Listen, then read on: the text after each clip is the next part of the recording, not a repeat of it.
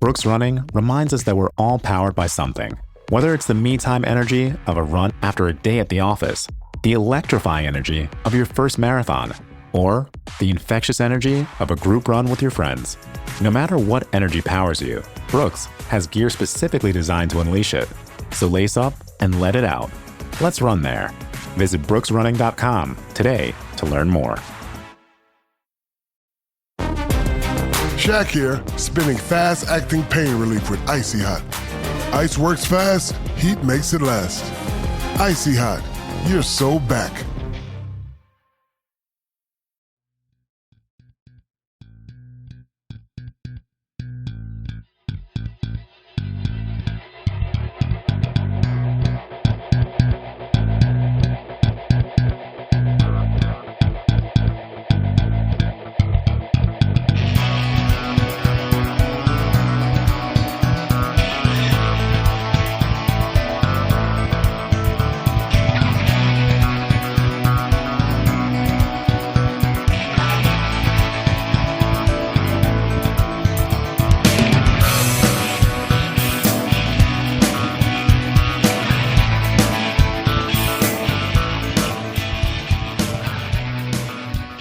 Welcome back to the Boundary Corner podcast. Along with my partners, Brian Siegler, Jonathan Talley, and Shelton Moss, I am Curtis Wilson.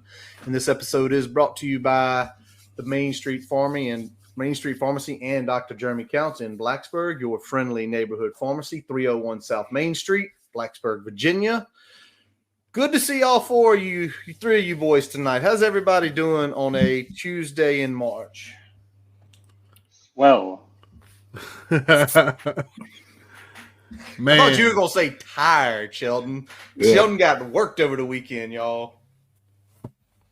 Yeah, I'm doing fine though, and good news is I'll get to be in Tampa this weekend, so I'll be basking in the sunshine of that warm Florida air. So I can't complain too much, man. I've been enjoying life. No complaints. Look out for Florida, man. Look out for him. Yeah, look out for Florida, man. Hey, you might be on the safe side there. Tally, what you been up to, man? Did y'all tell him to look out for Florida man, or did you tell him to look out for Florida men? Florida man. Florida man. Very different context there. Totally different context. I was trying to make sure I didn't need to be. I mean, maybe all of the above. You know, who knows? Yeah, I'm kind of close to Florida. I was trying to see what was going on. I'll be out of the loop sometimes. Doing good, man. Doing good. Somebody asked me for a weekly update of my son. He is doing well. He started PT last week. Couldn't do much PT because he's still in his boot, but physical therapist stretched him out a little bit.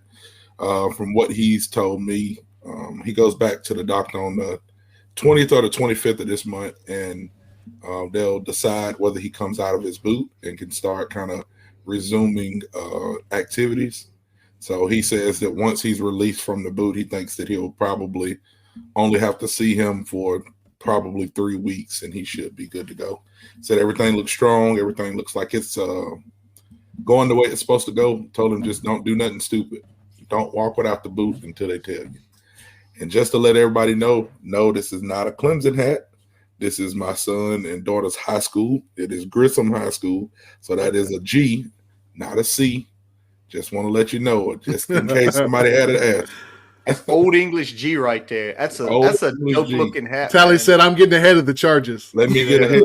Man, let me go ahead and get this out of here. I like that look, man. The high school my kids will eventually attend starts with a G. That's a sick-looking little hat right there, man. So they used to do – they're the Grissom Tigers.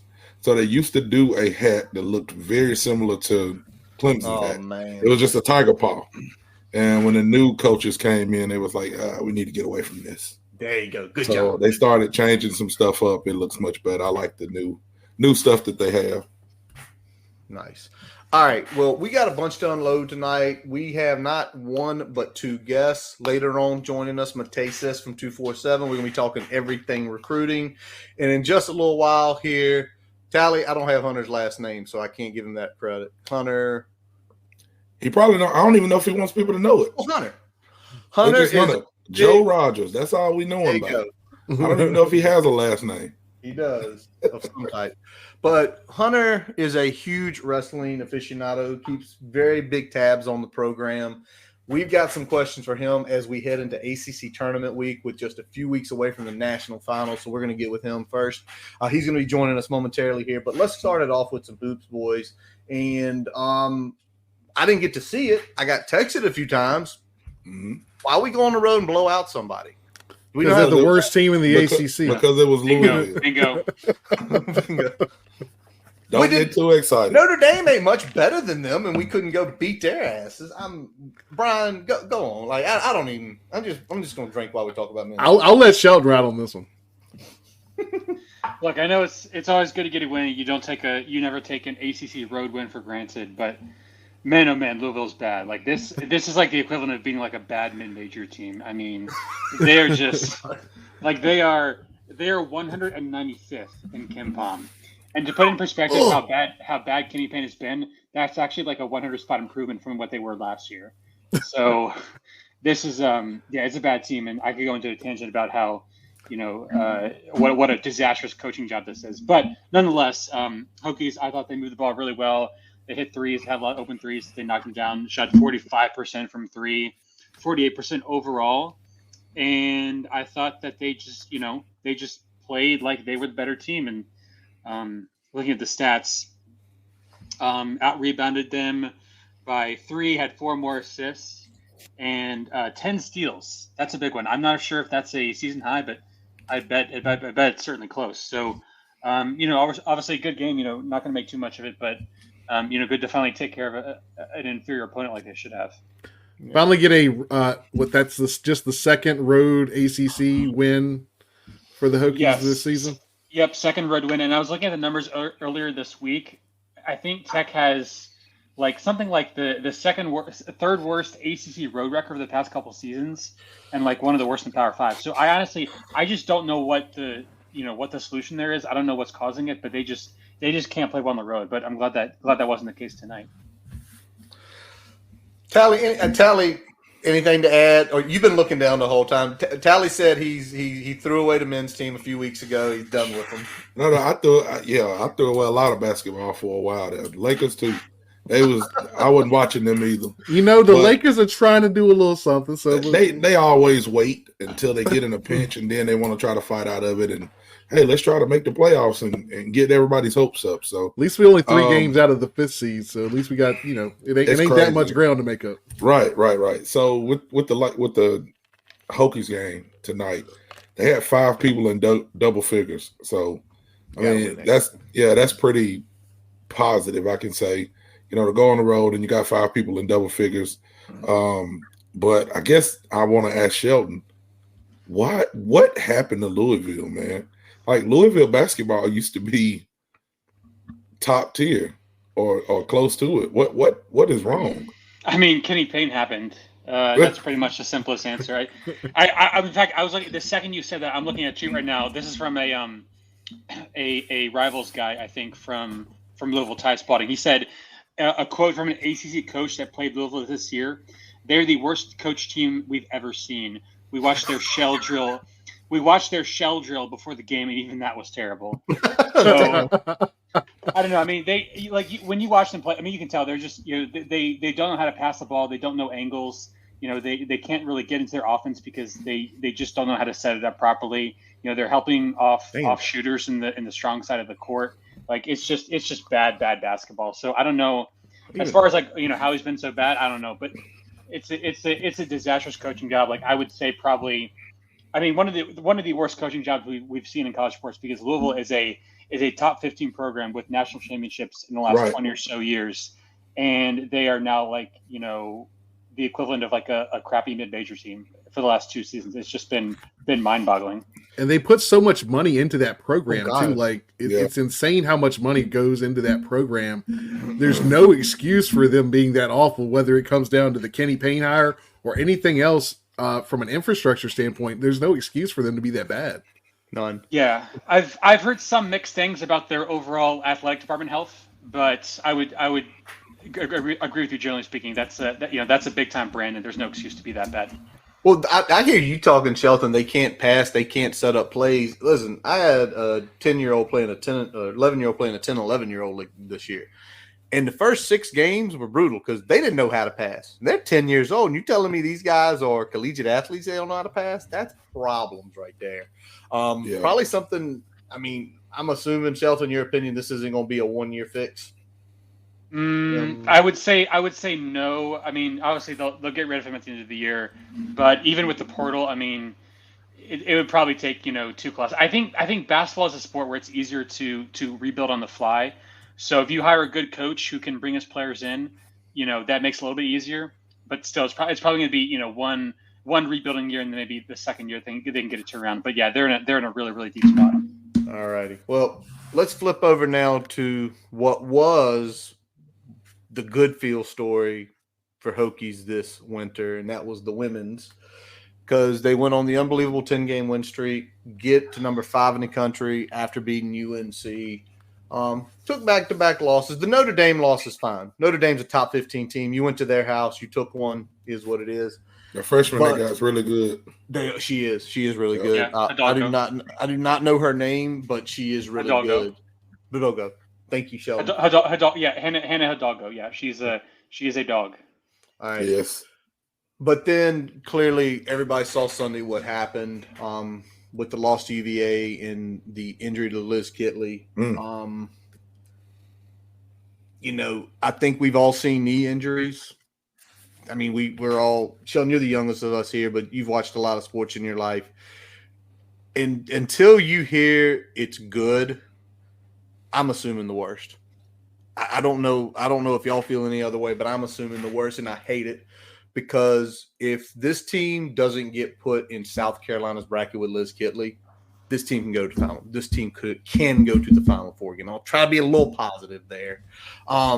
So, I mean, y'all say something because I don't know because it hurts. It hurts. It's somebody said it's the story of the Hokies.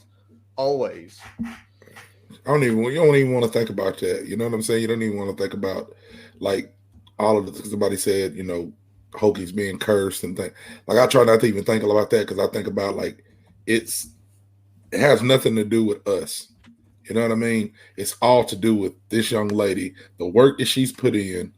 She's going to the WNBA. She's out there doing what she's great at doing. She's out there doing what she loves, and she goes down. You know what I'm saying? Like I just feel for her and her family, and I know it's not a death sentence. You know what I'm saying? As far as her being hurt. But at the same time, like she just won ACC Player of the Year, right? For the third straight time. Third time. And if that's the last time that she gets to suit up and she has to go out like that that's horrible for her. That's how she goes out. But I will say it was very, very non-contact. It wasn't like she came down and twisted on somebody's foot. Like she came down kind of on her own. And that knee buckled. And, I mean, looking at somebody that's had knee problems and knee surgeries, it just didn't look good. So, prayers for her and her family, man. I hope that everything, she can bounce back. Even if that is it, I hope she's, she can bounce back and keep moving forward with that. You hate for someone who is, in the same conversation as far as impact in their individual sport as Michael Vick to go out in this fashion. Like, so for me, like, I know we don't know anything yet. I think with Curtis, I think we're kind of thinking it's going to be the worst, but there's still that hope in there that she gets to come back and kind of finish this thing out, this ride out on her own terms in some way, shape or form. So, because real question, next level talent. Yeah. Real question now. If that's the last time that we see Liz in a Virginia Tech jersey, does that jersey get retired? It better. Ooh. It should have already been. I mean, if we're being honest, I mean, it should have went up the last home game in Castle, in my opinion. All right. You heard what Brian had to say. Sheldon, you got anything to add on that? Sheldon, can I ask you this question just because you're analytical and you think about this shit, man? She's not on the team. How far can they go? How far are they? How good of it? Listen, but Sheldon thinks that way, man. So Sheldon can give us a good feel on it. Obviously, a lot of it depends on seeding. if you're a 4 seed, you got to play the 5 in the round of 32. That's gonna be difficult, but I still think they could get to the Sweet 16 without her.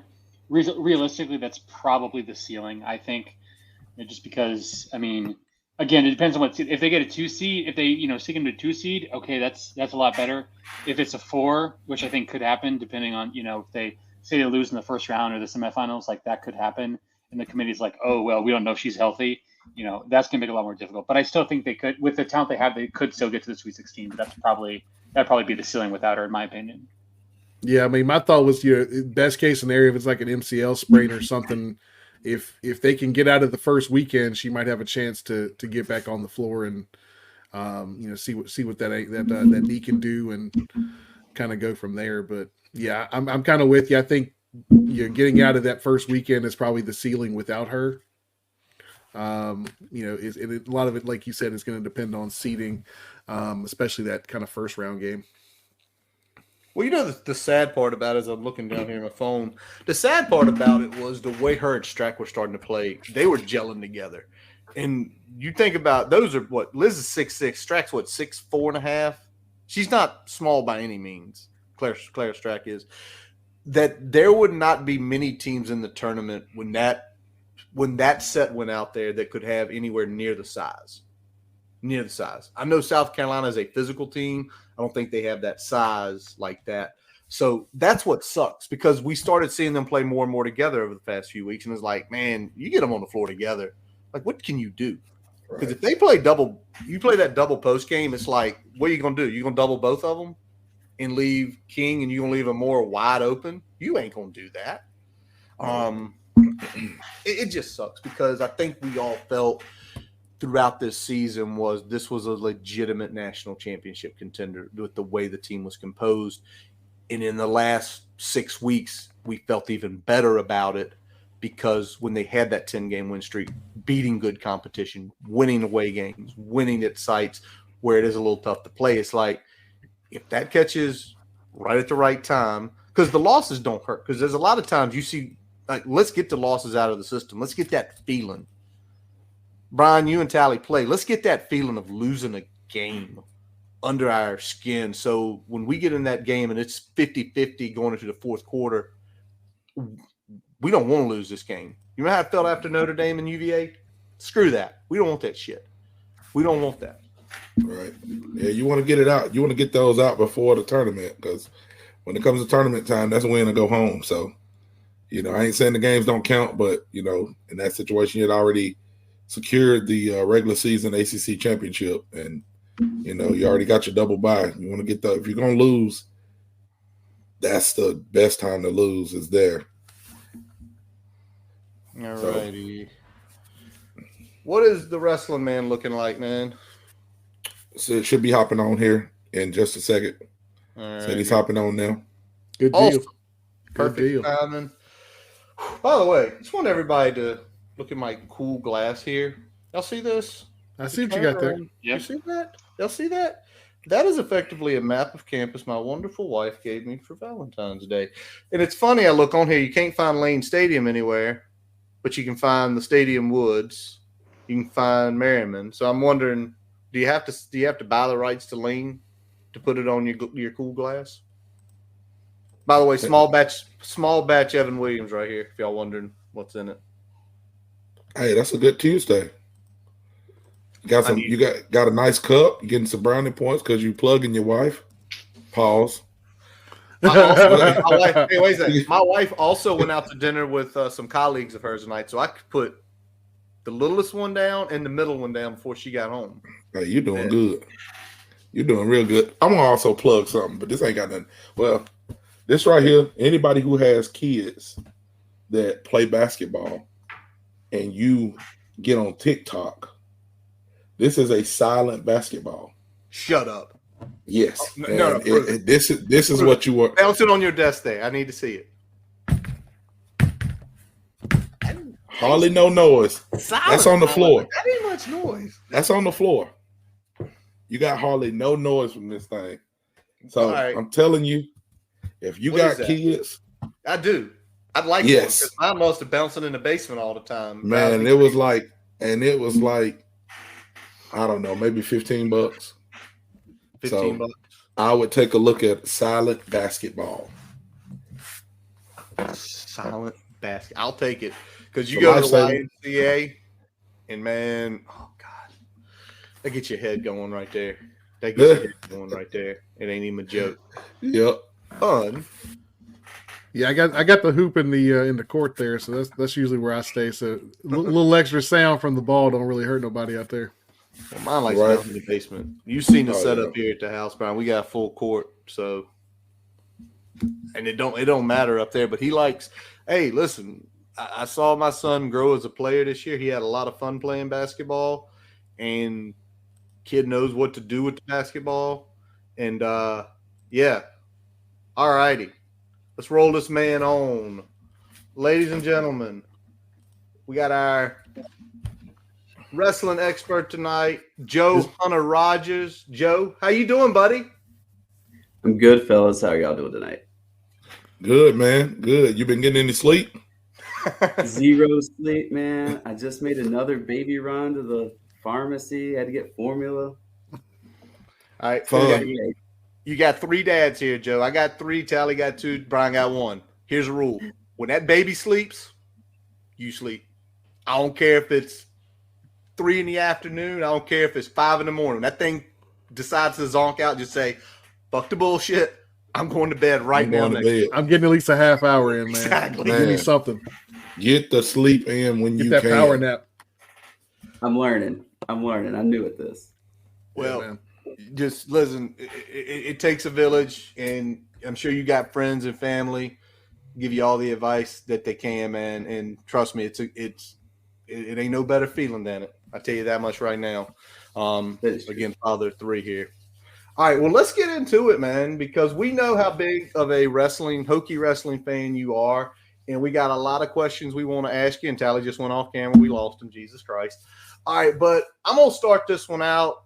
Sheldon, Brian, and Tally going to throw some questions in here. So 2024 season expectations. I mean, for this team, it was pretty high. Great finish last year in 2023. A lot of guys coming back. Team's currently ranked 13th in a lot of the polls, 9-4 record overall. In your opinion, has this team overachieved, underachieved, or from your expectations, achieved about where they should? I'm going to say with the circumstances about where they should.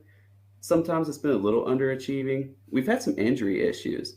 125, the plan was for Eddie Ventresca. I mean, he's a returning All-American. The plan was for him to come back, give Cooper Flynn, who's ranked 4th in the nation, but give him his Olympic red shirt, and then let him develop so that way one of them's going to end up going up to 133 at some point eventually. So Eddie gets hurt early in the year. He's never looked right. Lost some matches to guys that normally wouldn't. And they had to pull Cooper Flynn's red shirt, bring him back after he wrestled a tournament over in Croatia, and throw him into the lineup. It's a different style of wrestling as well. Olympic wrestling. It's mostly freestyle is what Cooper Flynn was doing. So we've had a couple of those circumstances where it's like, man, I really can't put that, on my original expectations for the year. Yeah.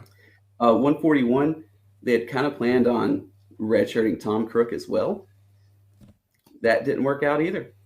Mac Church, a couple of the other guys, Hunter Mason, they tried to step in and it didn't work. We had to pull another red shirt there. And then if you go to 157, Bryce Andonian, like the most electric guy in the country. He's been hurt all year for the 2nd year in a row. So you get to that point, that's 3 out of 10 weight classes. That's 30% of your roster that you've had issues with injuries and circumstances that you can't control. So I think they've bounced back. I think they've hung in there. They've responded. Nice. Thanks for the explaining with the Cooper Flynn thing, because I remember Eddie from last year when I looked up Cooper being 4, it was just like, wait a second, Cooper's a young guy. That's impressive for him. But again, you follow it closer than we do. That's why we love having you on. Brian, Shelton, y'all got anything? Anybody want to jump in for the next one here? Yeah, I think the big thing for me, we know about Bakai, we know about Caleb. Let's kind of take them out of the conversation. What are some other guys that have kind of wowed you this year? Ooh, there's a few. I mean, one of them, it's TJ Stewart at 184. I mean, even if you look at the 184 weight class, it took kind of that first semester to get TJ right. He redshirted last year, but it's TJ Stewart. He is Mekhi Lewis-esque at 184. And he is so electric. You just saw he beat a top 10 ranked guy back-to-back matches. And it's so hard. Wrestling is so hard to beat somebody that's somewhat level with you twice in a row, much less beat him like you did. Beat him back-to-back, beat him in his home place at NC State. Yeah, it's pretty incredible. So TJ Stewart, he's real impressive. Another one that they were kind of looking at too, from what I understand, is Sammy Sasso at 197. He's got a few flashes, but he hasn't got the starting job yet. It's probably going to be a next year thing. And then Hippolito, he is a judo wizard. He's big on the throws. He's filled in at 65. He's filled in at 57. So that's another guy that I think is eventually down the road going to be really electric for us. He's going to be another Andonian almost. Can I ask this? I don't have this on here, but when you're mentioning some of these guys filling in, what does that make you feel like is the program where there's guys filling in that are winning matches, that are carrying the torch on? Does that say we're getting to the next echelon of a wrestling program? Yes. Okay. Absolutely. You see Penn State do that. You start stacking depth that way. Just like football. Brian played football. He understands playing college ball. Same thing at the college level. You start stacking depth. And it's really hard to do in wrestling because you only get 9 scholarships for 10 slots. So you're really relying on now NIL, but the SERTC as well.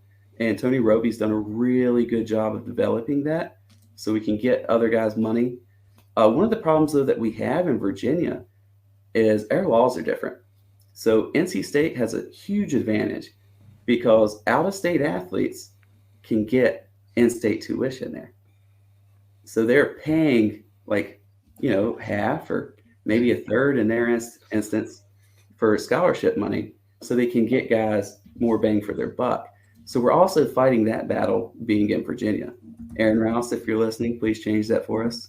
You know what? It was getting there was some motion in the Senate, in the House there, and it's kind of stalled. I haven't heard a whole lot from it in the last 6 to 8 months, but there was a big push, I think, about a year ago or a little over a year ago that to get that moving, but it's been a hang up. I know it's probably not a priority, especially, in an election year and all this bullshit, but that's why it's so hard to stack depth in wrestling. There's only a few schools that can really do it, and it's your top 4, like Ohio State, they can do it, but they're not elite at it. They're here and there. Penn State, they're number 1. They have been for a long time. And they've got some injuries. I'll talk about that in a minute. And that's why this helps them. But Penn State, obviously, you'll see them get the number 1 recruit, and they're able to just stack him right underneath the starter, which most places that guy's not going to go and sit. He's going to want to go start. And then Iowa, that's your other big one. You're going to see guys. Iowa has crazy money for their wrestling program. It's absurd. Wow. That was that, always will. I mean, that takes it, though. Iowa has been good. I'm 40. To me, I can still remember as a kid, Iowa's been good for 30, 40, close to 50 years. It's a great program, so that happens. Years. Let me ask this, because you mentioned Bryce Adonia a little while ago with the injury. And has anyone else taken step backs this year in your eyes? And when that happens in wrestling, why? Brian's talked about football, that sometimes it's just guys growing, developing. They don't go as fast. Is that the same in wrestling, or is it different things? Absolutely. And I think part of it's wrestling's such a mental sport. So when your body grows as well, if you start getting to where you have a really hard weight cut, it drains you. And then you might be okay. You might think your body's right, and it's not. So it's really hard to find that balance. So that development with wrestling, it's kind of like football, but the way I like to say it is think about when you tear your ACL. It's really hard to bounce back and get to the level that you're at. So when you have a setback, it's a mental thing. It's mentally being ready, being able to get back out on the mat and get back to that level. You're fighting yourself as much as you are wrestling the other guy.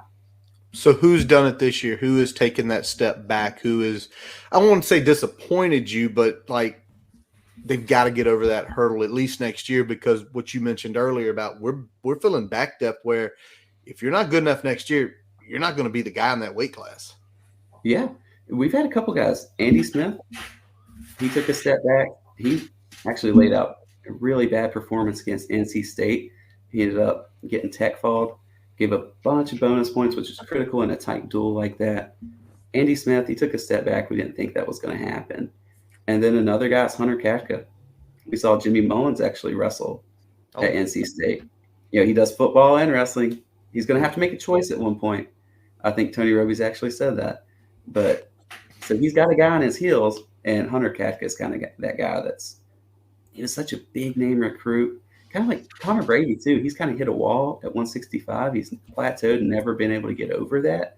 They kept thinking when he came in, like, this guy can develop. He'll be really good. Never really been able to get over that wall. So you got those three guys. And Brady, he's got Hippolito now pushing him for his spot as well. But Katka's one that's just – it's kind of disappointing in a way because he was such a big recruit that we thought we had finally got heavyweight figured out, because we had a long period where that was a really weak spot for us. So we recruited hard. And, I mean, now we got Mullins. We got another guy in the works as well with him behind Katka. And those are our three spots where guys have kind of not got to that next step that we thought they would. But we're fortunate enough that the staff's done well. They've put a good game plan in to try and make a run and get us at that next level, that we got guys that are young guys, true freshmen, that are coming for their spots now, right on their heels. Nice. Sheldon, I know you got one you want to ask here. Yeah, well, I had to ask about the man, the myth, the legend, Matej Sis. Obviously, we know he's one of the best in the country at his weight class. How impressive has he been this year, and what do you think are the odds are that he can win that second national title that's eluded him for a few years now? Well, it's funny you bring that up, because his odds just shot up. A kid from Penn State that seems to be his arch nemesis and have his number, Carter Starochi. He might have just torn his ACL. Ooh. They had senior night at Penn State. He was going for the pin. He could have tech fouled the kid from Rutgers easily. Tried to get cute, went for the pin, got stuck in a funky little roll. His knee got caught up under him. And it looks like he's going to weigh in and forfeit at the Big Ten tournament. Starochi's ranked number one. He's out. Most likely he is out. Everybody else that's in the weight class, Matej Sis is beat. So his odds just shot up. But as far as impressive goes, Matej is incredibly impressive. He's only been taken down 6 times in his entire career. That is pretty much unheard of. Yeah, of those 6 times, pretty much all been the same guy, and now he's gone. But I think one of the challenges I don't like nobody being hurt, but I mean, if you keep losing to the same guy and you ain't got to fight him, I guess that's pretty good. Makes your life a lot easier. Makes your life a little bit easier. The second title eluding him, I think some of that was going up a weight class. The title he won was at 165, and then he decided to go up to 174. I think it kind of takes a little bit for your body to grow in to 9 more pounds of mass, with cutting and figuring out that speed and strength combination, because he was incredibly strong at 165. So if anybody's got a shot, he's the guy. I really want him to get it. He's probably the best wrestler to ever come through Virginia Tech, and he deserves it. 100%. Wow, that's what's up. Caleb Henson, let's talk about him a little bit. Caleb's freshman year was pretty impressive.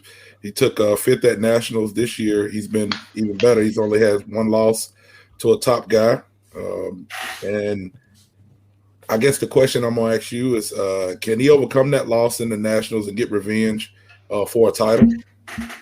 Absolutely, and his chances also just got better.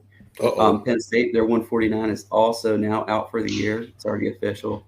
He's done. The one kid to beat him, Ridge Lovett, just slipped up and lost to Parco from Arizona State. So it looks like Caleb Henson will get that 1 seed. He has an easier path to the finals because that'll put Parco and Lovett at 2 and 3. So they'll meet in the semis on the opposite side of the bracket from him. That takes a lot out of you when you have a tight match to get to the finals like that. So I like Caleb Henson's chances a lot.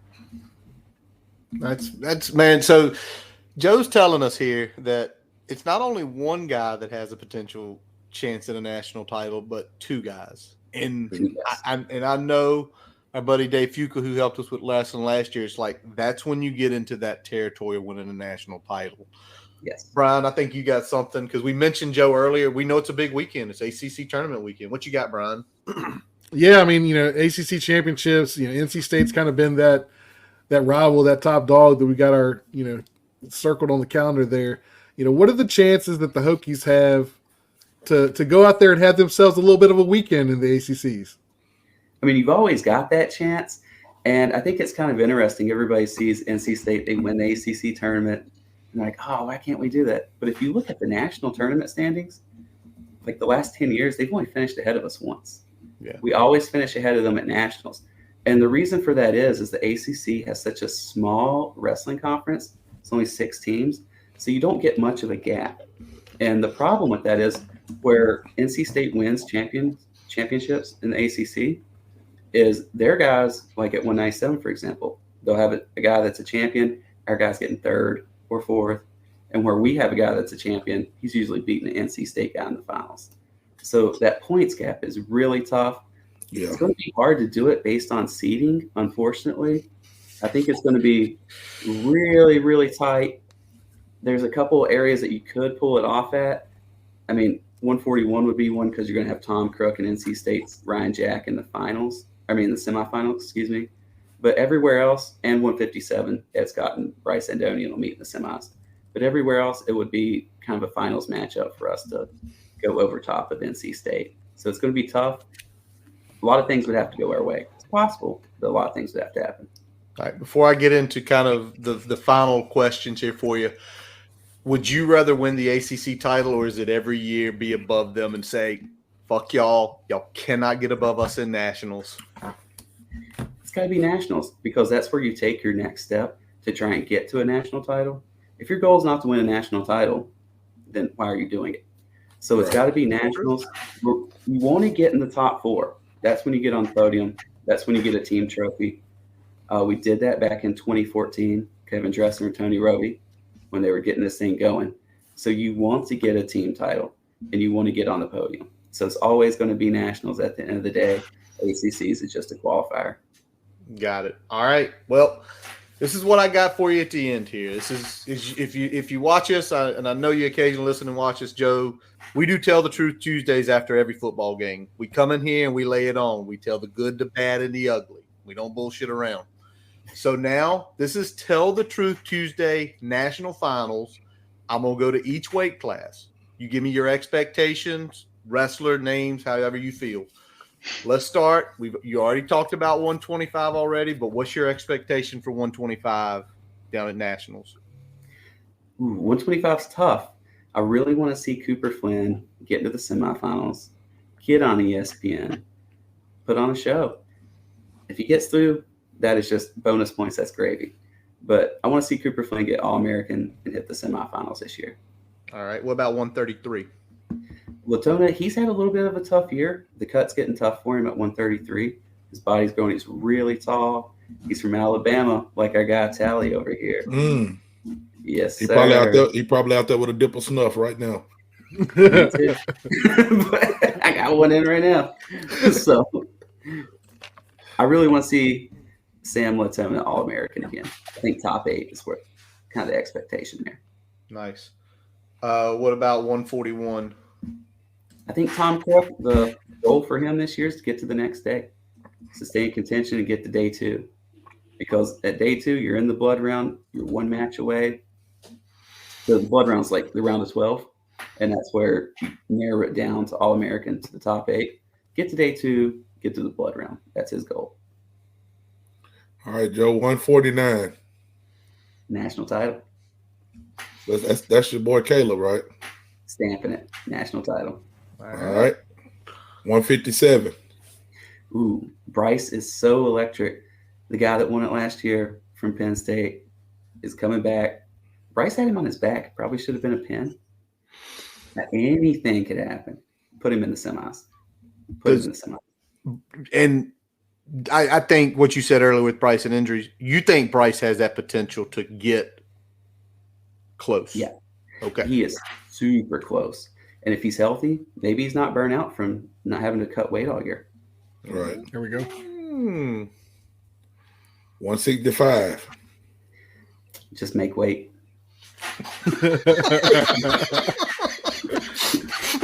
No DQs.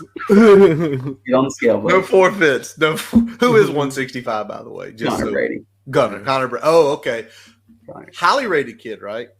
Connor pretty highly rated. Yeah, he was very highly rated coming out of high school. All righty. Who's got next? We know about 174. National Beast. title. Two-time. We want to see it. We want to see it hanging.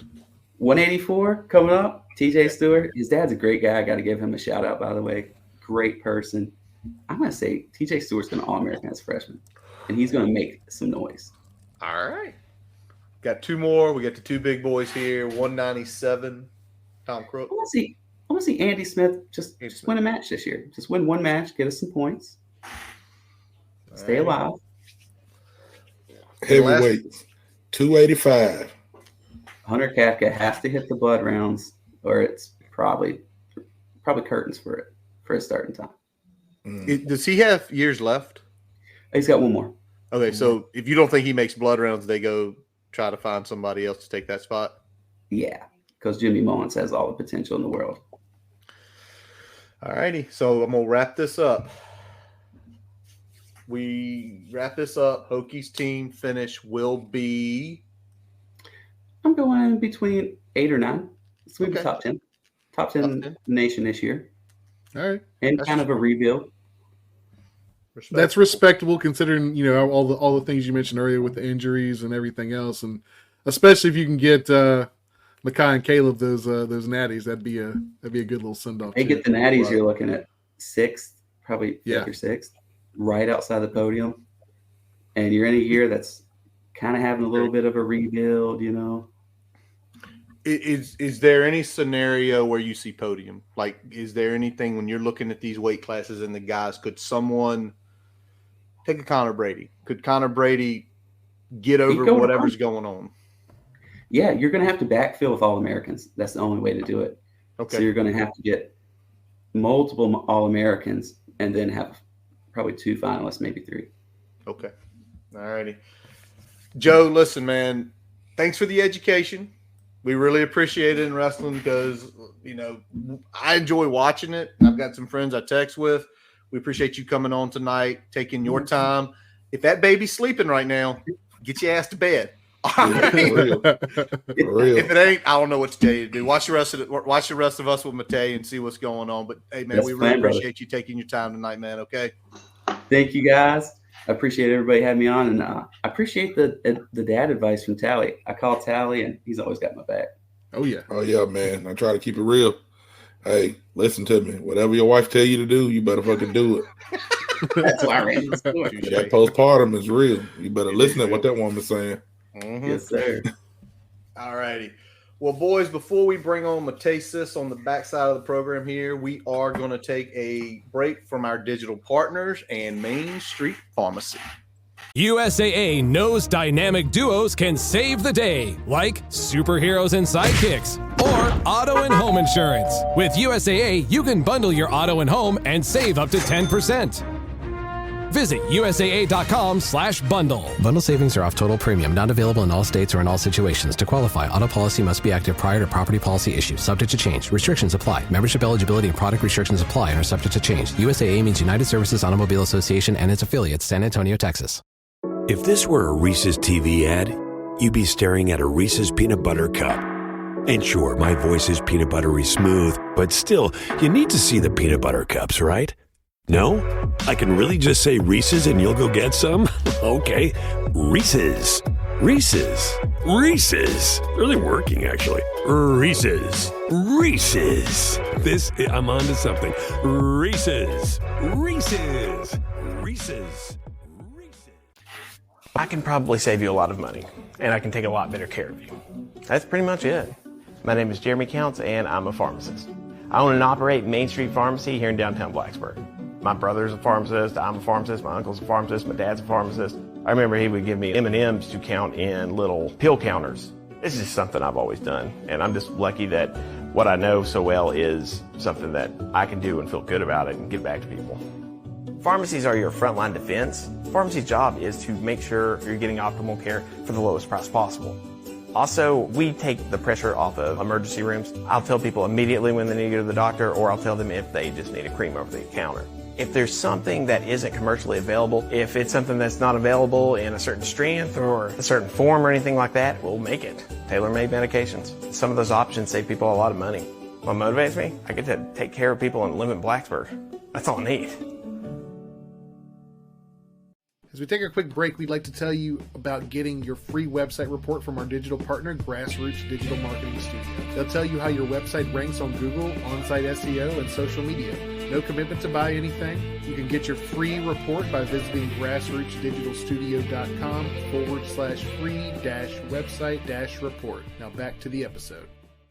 All right, welcome back again. We appreciate Joe Hunter Rogers there taking some time, get us a little education on wrestling. And now let's flip it back to football. Gentlemen, he joins us twice a year. We love having him from 247 Sports. Let's talk some recruiting, y'all, because 2025 is hot and ready. Matej Sis, how are you living, buddy? What's going on, guys? We got the full crew. Full crew, full boat tonight, man. It's your lucky day. It is. I'm loving it. Matej, what's been up, man? How's life been in the last few months here? Life has been good, obviously, with all the recruiting changes, with the portal, NIL, everything. It's constantly going on. Took a little time after signing day to kind of, step away for a bit. But, right back in it now. And obviously right back in it. I'm going to start this one off, boys, because a massive hire today. I don't care what anybody says. Massive hire. Especially with the recruiting implications. Gunnar Brewer, who was formerly the wide receiver coach for the Maryland Terrapins, is now joining the Virginia Tech Hokies as the director of high school relations. I mean, I looked up Gunnar's. When I saw this happen, I immediately went to 247. I did, Matej. I did. I'm not. This is not a shameless plug. I went to 247. And I looked up, who's this guy recruited? Jesus. He ain't no slouch when it comes to recruiting. So what's your takeaways on this, man, and seeing someone of his ilk, he's not going to be an on-field coach. He's strictly going to be dealing with high school relations. Yeah, absolutely. Just first off, I was a little worried that they were going to spoil this a couple weeks ago. I mean, he was on Twitter following like half of Hokie Nation. So I was a little worried they wouldn't get the announcement out in time, but, exceptional hire, a guy that's been around for, 3 decades at this point. Like he was coaching Randy Moss back in college. So this is a guy that, totally like gets it from a wide receiver coaching perspective, knows how to identify talent. And not only that, but I think he's a guy that has, offensive coordinator experience from his time at UNC. He's been around a lot of big programs that recruit very well. So he's bringing a ton of experience, a ton of connections. I just think it's the perfect fit. Yeah, when we were looking at it, we were like, all right, so you got, you're pulling a guy that's an on-field coach, and now you've got him in just this off-field role. Like that's an impressive way to eat off the plate of another Power 5 school. And it's twice we've done it in consecutive off seasons too. Looking back with the Elijah Brooks hire last year. So to me, just really impressive way of filling in the role with Glenwood's departure. So I'm excited to see what he's going to do, and whether there's going to be any residual impact with his history with wide receivers in that room as well. So we'll see. Yeah, that's the interesting piece about it, in my opinion. Oh, go ahead, Alex. I'll just say, don't fuck it up. Just come in and do something positive. We got the wide receiver room going good. Just come in and hey, we might need some help in some other areas. Don't come in there and fuck nothing up. Let them roll. Bad boys. All right. What y'all got next, boys? Brian, Tally, Shelton, fire away. I guess my question is, go ahead, Brian. Go ahead. No, you go ahead, Tally. I'll let you ride. I was just going to ask Matej, what games is he going to this year, man? we see you all the time. I mean, you come on the show, but I don't think I ever seen you at a game. What games are you going to? Any games? Yeah, I'm planning on it this year. Unfortunately, I wasn't able to make it down last year. I went to the Rutgers game, which was away. I went to the Tulane Bowl game, which was interesting. Michael Pratt was up there in the press box eating everyone's pizza up there. Oh, that's why we don't see him. I forgot we was dealing with. We've been with the press box guy. He opted out, but he was there. But in terms for next year, like, I'm super excited about Miami. Nice. Clemson is a huge one. Obviously, those two games are probably the biggest games on the schedule. And I think, really this is the first time in a while that Virginia Tech has expectations of doing very well. Yes. I think it varies depending on who you ask, whether it's 8-4, 9-3. Some people think much higher than that, which is fine. But regardless, I think we haven't seen Virginia Tech go toe-to-toe against some of these better programs in a very, very long time. And, last year was kind of the case. Beat the teams who you're supposed to beat, lose against, the teams that are better than you. So, those are the two that I'm looking at. And then, the pipe dream of Stanford, little vacation out there. I think that would be fantastic. So looking forward to that. If I can swing the flights, I'll be there. You said a lot of games, man. You didn't say the one that I'm thinking about. You need to clear that schedule and get down there to Nashville. Vegas. I know. I'm scared though. Last time I was in Nashville didn't end up too well. So okay. Yeah, we'll see. No, but I don't even want to ask what happened, but we done had a lot of stuff happen in the last couple of years, a lot of losses. We had COVID. So if something bad happened, you might need to stay away. Are you guys all going down for that one? I'm going to be there. I know Tally said he's going to try to be there. Curtis, we got to TBD. TBD. We're TBD. Maybe a little down there. Nashville is only about an hour and a half from my house, so Tally run the whole weekend down there. Oh yeah, I'm gonna be ready to go. I'll make it a 4-day stay. I'm going down Thursday. Nice. I'm gonna go have fun. What are you gonna do? Oh yeah, I'm gonna take my wife out one night. We're gonna have a good time before all the football shenanigans start on Friday. There you go. There you go. What you got, Brian? Yeah, I mean the thing I want to talk about. We just kind of wrapped up winter workout. We're kind of getting into spring break. What's this period like for the coaches in terms of kind of ramping up some of those 2025 visits and things like that? Yeah, I mean, there's definitely a huge emphasis right now on recruiting.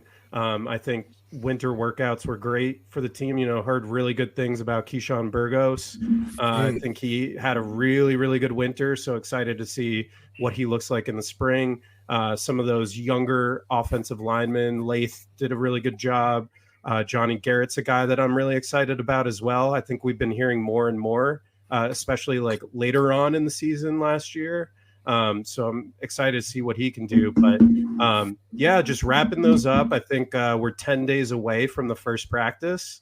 So there's a little bit of time right now to kind of hone in on the recruiting board and really get things rolling here. Are you going to try to get to any spring practices or spring game this year? I'm hopeful that I can make it down to the spring game. So that I'm targeting being down there for that. So yeah, we'll see. All righty. Well, let's put a wrap on 2024 first, because so many guys in this class. Guys, a year ago tonight mentioned. I remember Keelan Brody Adams was one of the guys you mentioned. We've got to know his dad. We've seen him develop. We saw where he rated. But Keelan, you got Gabe, you got Chance Wiggins, Quinn Reddish, so many names. But let me ask you this. What guy in that cycle, in the 2024 cycle, you believe is still by 247 criminally underrated? This guy is not where he is way too low. Yeah, I mean, that's a great question. I think this year they did a pretty good job. I mean, obviously it's the highest average recruit rating for Virginia Tech in 24/7 since the database began. So, they got a lot of quality guys. There's no real fillers, no guys that are really below an 86, I believe, from our in-house ranking. So I think they did a really good job. The obvious answer would have been Andrew Hanchuk. He recently got elevated to an 88, but he was a guy that, sustained an injury junior year, kind of turned it around senior year. Like, this is a guy that if everything went according to plan, like he would have been lined up for OSU. Like, he would have gone there. It would have been a done deal, 4-star guy. With the injury stuff, with some schools questioning, okay, is he getting too big post-injury? Should we move him to offensive line? Like, I remember when he committed, a lot of people on Twitter were saying this guy could potentially move to the offensive side of the ball, but this guy's an absolute freak. I think Brent Pry called him a unicorn. He's also someone, he's on campus now doing a really good job. I think he will be really good. I think it will take him some time before he really gets involved. But he's one of those guys. And then I would say another one would be Tommy Ricard. I think he's not talked about it as much, but he's a guy that I think interior offensive line could potentially move to center in a couple years, but he's strong as an ox, and he'll maul people. So I think they did a really good job with him and getting him on board. That's pretty good, because that was two names that I didn't even, have on the names of people that I would have asked about. So that's why you're here, man. You give us the insight. Absolutely. That's why we love you to be here. Tally, go back in your memory bank. Him and you mentioned Handchuck last July. I remember you talking about him, and you said if he hadn't hurt his knee, this kid would be way up here. Yeah, I like that y'all at 247, even though he is a Hokie, y'all only can give him an 88. You give grief about that all the time. But I like what they did is they saw his production in senior and said, "Now this guy isn't an 85. He isn't an 86. He's borderline a 4-star." I love that. Yeah. Which one of y'all got next? Brian, Tally? I think the biggest question I have is, like, of these guys in that 2024 class, who do you think can have that most immediate impact? Yeah, that's another great question. I think a lot of people will jump and say Kamari Copeland just because, he played at Iowa, Western Community College. Like, you look at him, like, I don't know if you guys have seen, like, those videos. Oh, I have. He is unbelievable. Like, he's absolutely unbelievable.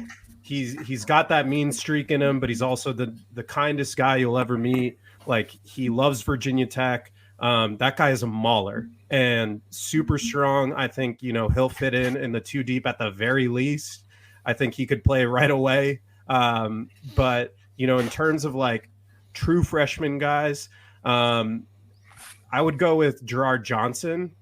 I think he's a guy that, when they went in home with him, they were like, yep, you could play right away. Like, he's a guy that's built to play right now. I think it's interesting with his development. He's obviously an edge. He's a little bigger at like 240, 245. I think he's a guy that, it's going to be tough to keep the weight off of him. Like, he's going to, in a college weightlifting program, he's really going to bulk up. And I'm curious to see if he'll slide inside later on in his career, but definitely someone that I could see making a run at the 2 deep as a true freshman. That's what's up. Yeah, that's exciting because, that's definitely an area that I think they targeted heavily with some of the deep tackles moving on, some of the overall depth that we're trying to build at the edge position. So if we can get edge shored up and, again, get some bodies in there to replace some of those departing D tackles, that's going to be really important for this year. 100%.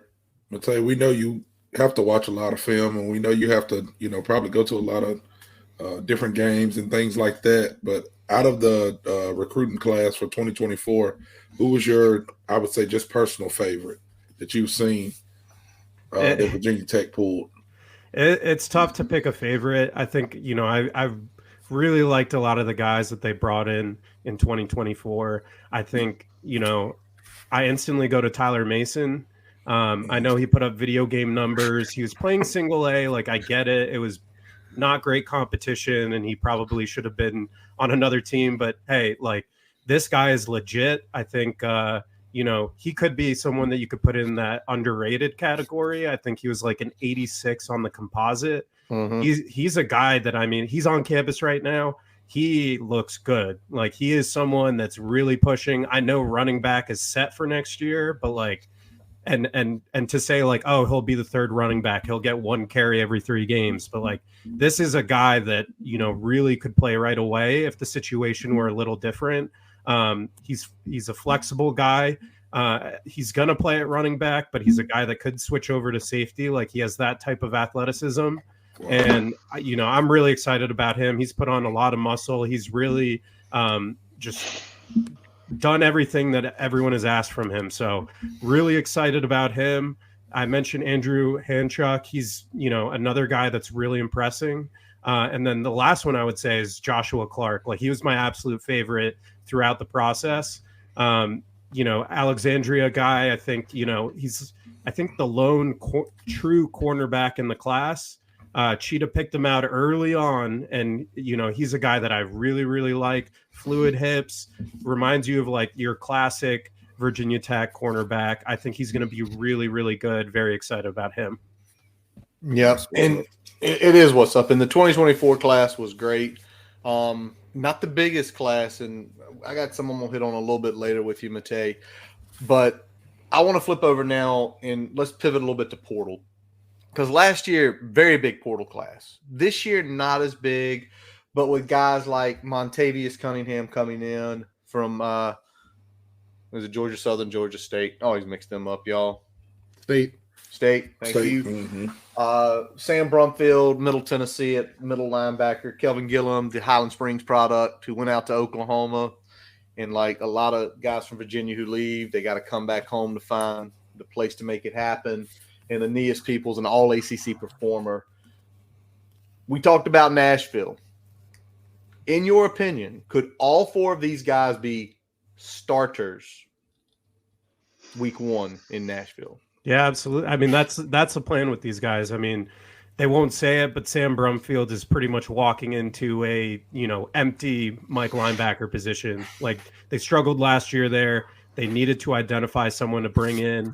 Obviously has a lot of ties with Marv from various stops, but he's a guy that will come in right away. Like, he's built for it. He's seasoned. Montavious Cunningham, really like him. I think he can fit in a lot of different positions. Curious to see how he ends up. It sounds like he's, probably that starter at right tackle as of right now.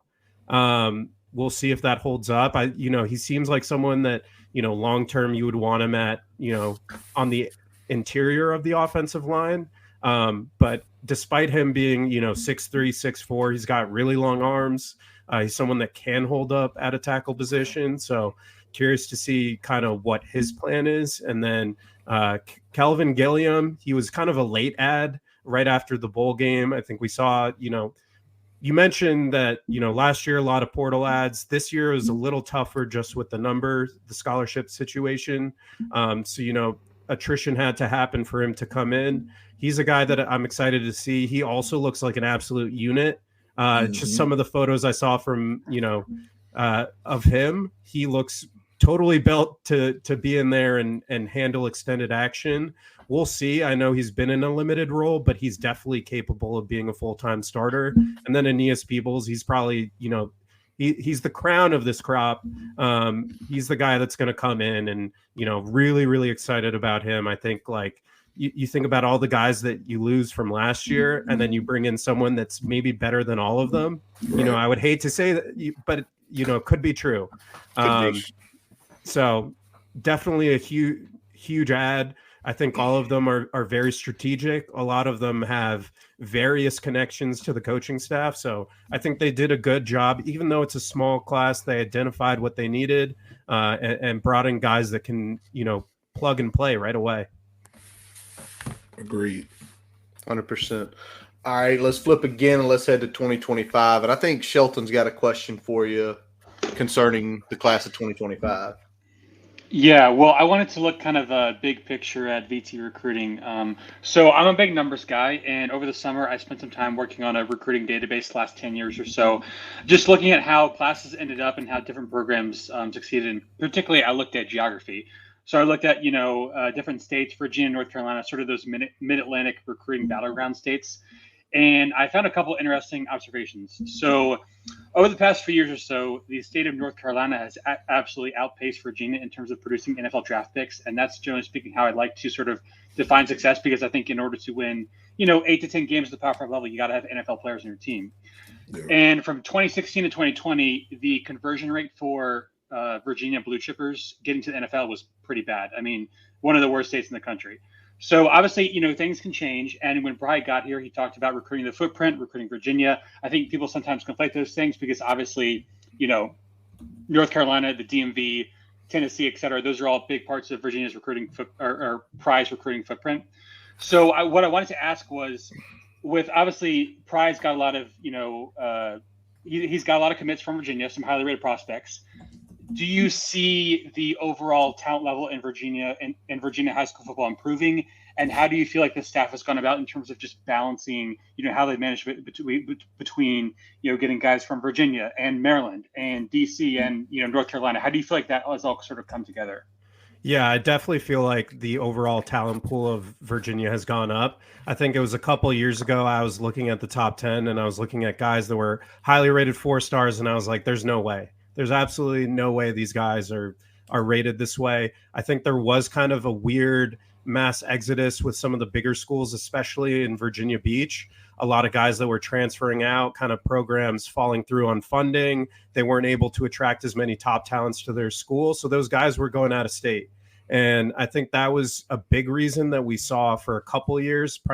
It was, right around COVID that we saw a huge drop off in Virginia specifically. But I think things have kind of come back together. Like we see schools like Oscar Smith are on the right track again, bringing in more talent, at least collegiate talent wise. I think, Maryland's always going to be huge. A lot of private schools, a lot of big time schools there. And North Carolina has really, made a major emphasis on bringing in talent and really investing in high school football. So I think we've been seeing that for a while. North Carolina's definitely, there was that whole movement, I think it was 2018's class, where, it was like NC2VT, because there quite literally was not enough talent in Virginia to, make a football team. So I definitely think that, the staff is cognizant of all of that. They'll probably try to pick a handful of guys every year from the DMV, from North Carolina.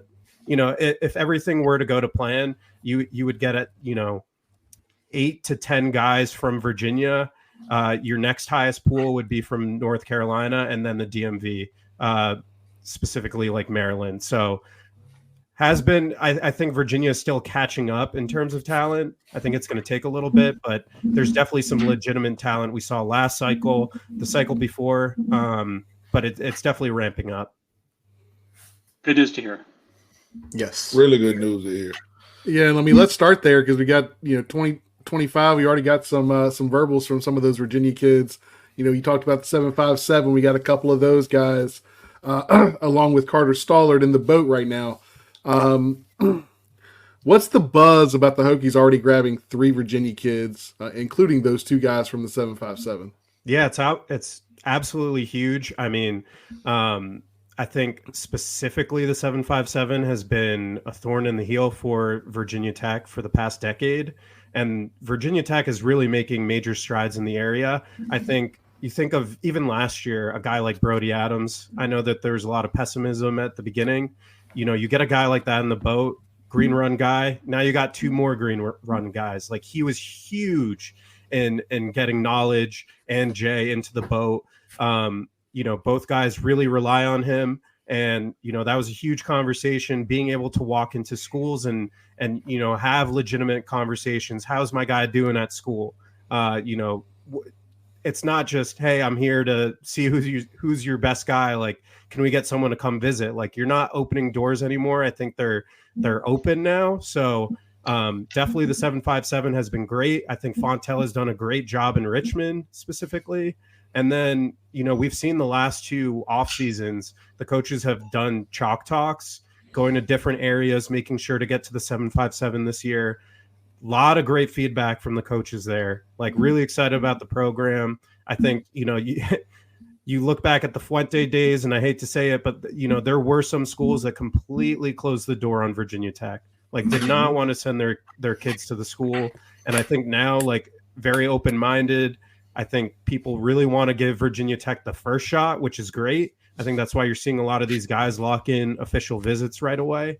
And, build more relationships. I will say, it's still like they're doing a great job. I think Virginia Tech is right on schedule.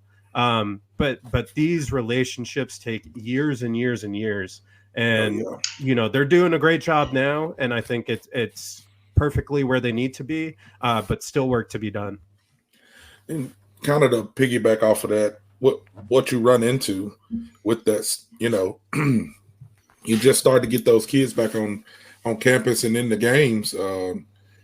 Just say we'll take Brody Adams, for example. The reason it's so big to have a kid like that on campus is he can talk to the people in his high school, not just about football. How's your quality of life in Blacksburg? Where do you get your hair cut when you're there? Where you like to eat when you're there? Where can I go fishing? You know what I'm saying? Things like that kids talk about besides football. But if you don't have people on rosters that can go and actually talk and give that, word of mouth, which is what we didn't have for so long, then you don't have somebody that's out there advocating for you. So like you said, those doors have been opened, and kind of takes us to the next point of what we're looking at. When you were here last time, man, you told us some stuff, and I'm gonna be real, I didn't believe you. I didn't, like some of the names you was calling, I was like, there's no way that kid is looking this way. You know what I'm saying? Speaking of, I hate to keep bringing Brody up, but speaking of Keelan Adams, like I was like, there's no way. Man, he's looking at Alabama, he's looking at Ohio State, he's looking at South Carolina, and he commits and goes to Tech. So a lot of these kids that we're seeing now, you know what I'm saying, it's kind of got a Hokie fan like myself, like, oh yeah, we got a shot. What is it? Brett Clatterbond. Mm-hmm. A kid like that somebody like me thought, okay, he's going to Clemson. Then you just keep watching and you keep, hearing things, and you see, hey, we do got a shot. We're in there. Deuce Edwards, Messiah DeLome. The names go on and on of kids that I feel like we have a shot at.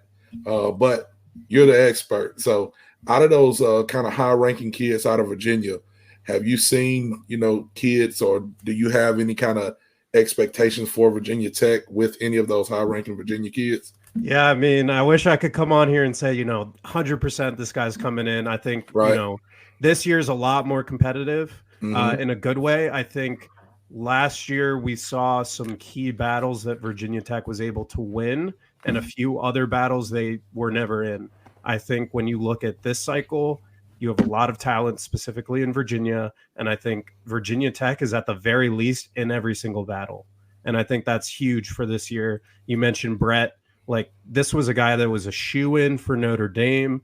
Things kind of changed there a little bit. I wasn't sure that Virginia Tech was really ever, seriously considered. And then all of a sudden, they're very much in the mix. I know education is huge for him. They put out a huge pitch about Virginia Tech's education there. I think, the parents are very involved as well.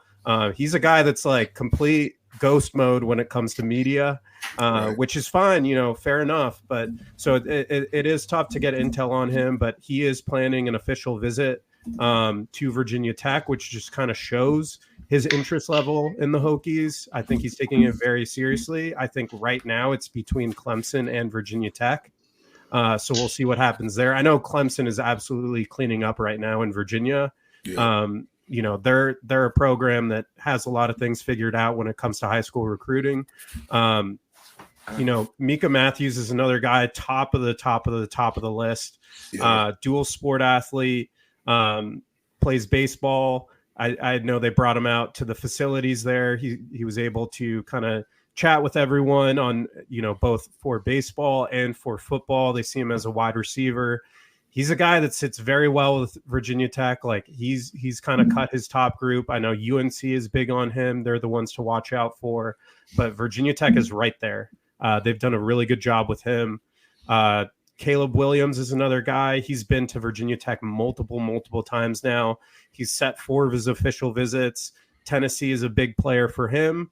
As you'll see with all these guys, I'm mentioning big name programs. Virginia Tech really has to battle against some of these big programs, but they have the last shot at him. He's a legit 6'6", 250 kid. He's going to be huge. I know that they're really trying to get bigger in the trenches, and he's a guy that is just an athletic freak.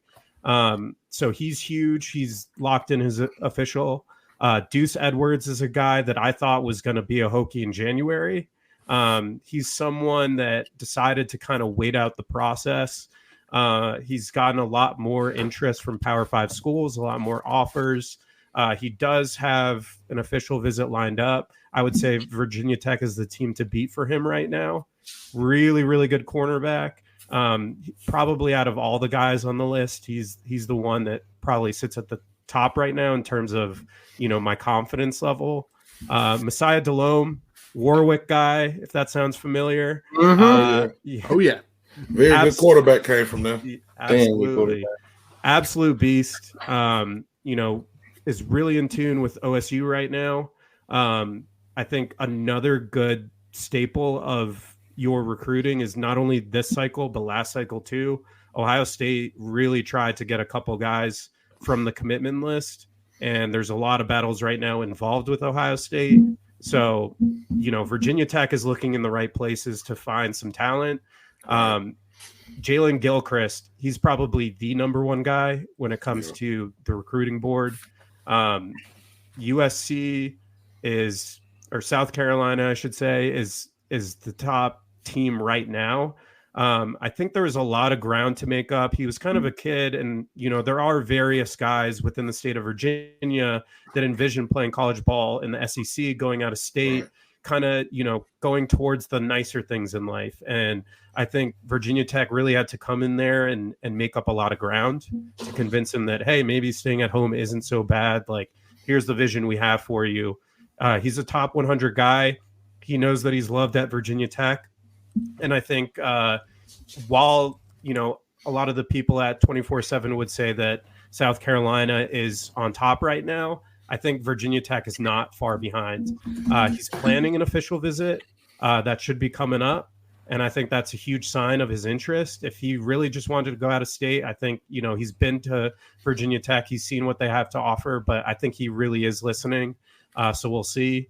And yeah, those are some of the top guys in Virginia.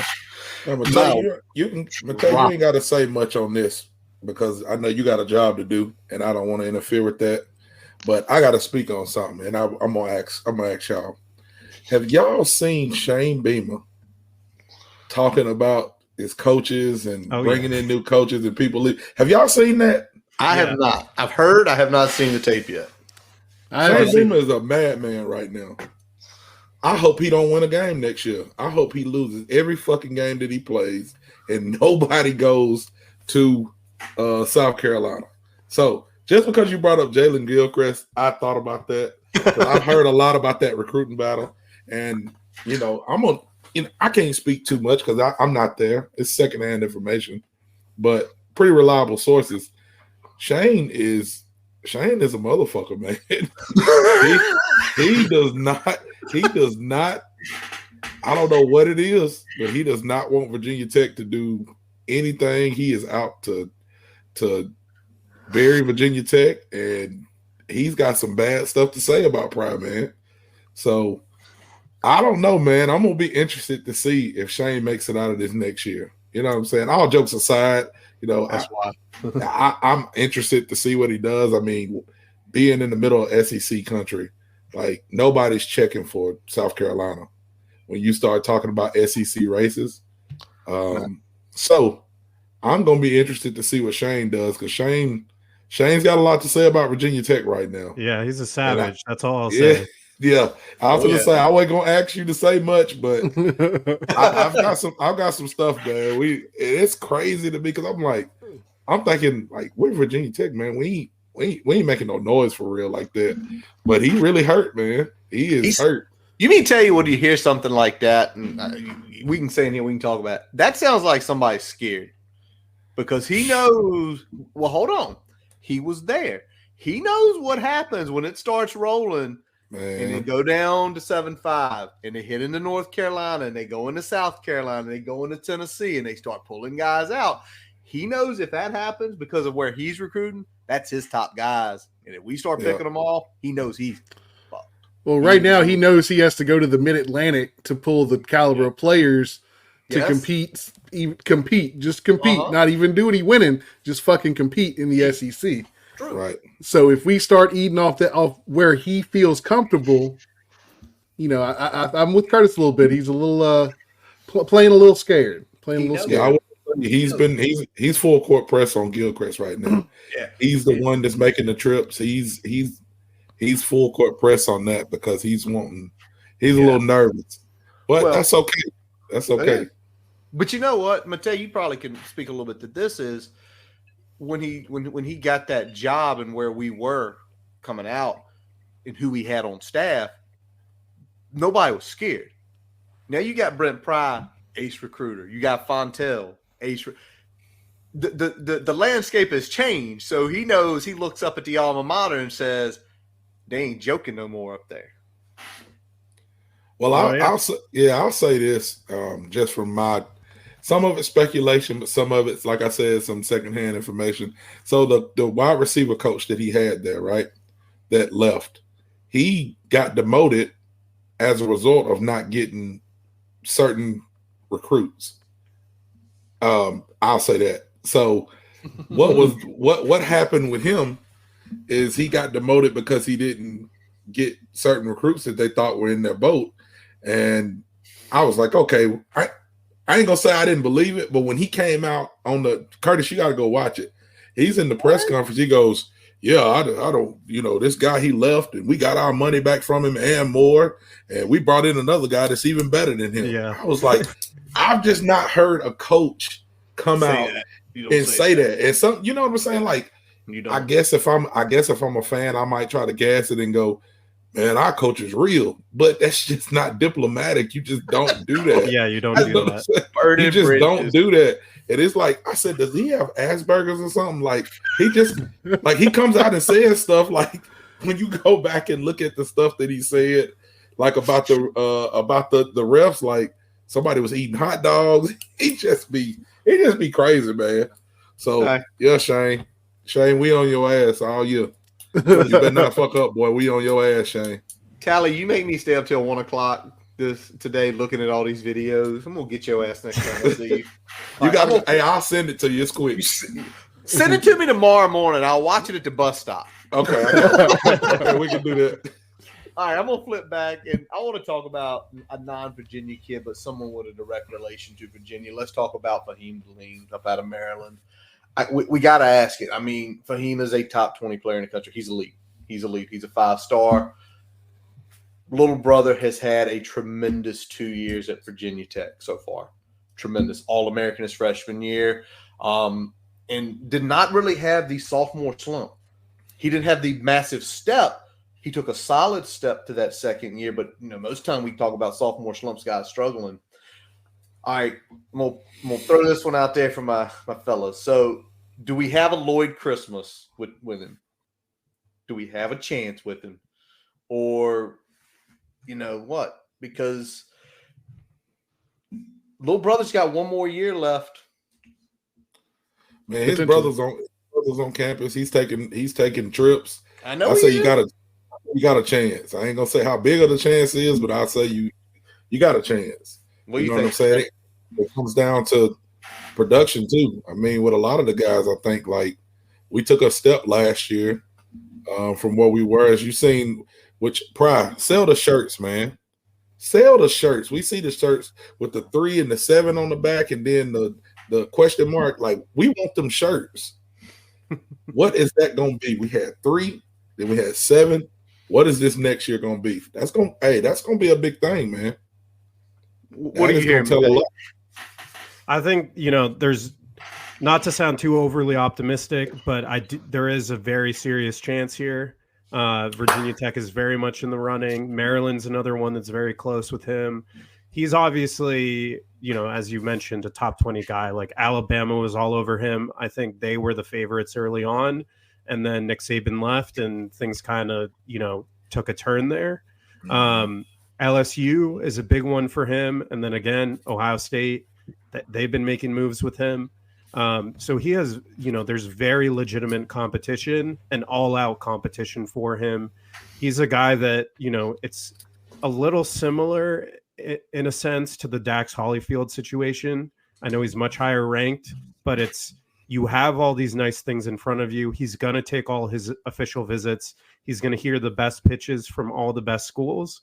And I think, the playing card for Virginia Tech is, what you have there. You're going to come into a favorable position. You have familiarity. Everything's going to be about you. You can step on the field early. There's a lot to love from that pitch. And, that's something that obviously resonated with Dax Hollifield. Sometimes you come back to the school that's been there all along. And I know they're going to stay consistent. So I do think there's a chance, but it's going to be a long and wild ride to get there. So we'll see. Like, it would not surprise me if he goes to LSU this summer and decides, what, I've seen everything. Like, I've seen those locker rooms. They're pretty nice. So it could be anything, but I really do think Virginia Tech has a very legitimate chance. I know even with his brother, there was opportunities for him to play elsewhere, and he chose to stay at Virginia Tech. So I think there's a lot of love from that family for what Virginia Tech can provide, and especially an NFL pipeline. So there's a lot to love there for Fahim, but it's going to take some time to really iron that out. So what you're saying is we need to fast track those locker room renovations. Oh yeah. All right. We also need to get Mansour to the NFL. Yeah, those two things. Hey, Tally, we need to go up there, and that flight when he leaves to LSU, it ain't gonna happen. Yeah. All right, let's go. Come on, Matej, you up in Northern Virginia? We'll run some Ocean's 11 shit. Like, he ain't making it to LSU unless he wants to drive. I'll be the pilot. Hours. There we go, baby. Let's do it. What you got, Brian?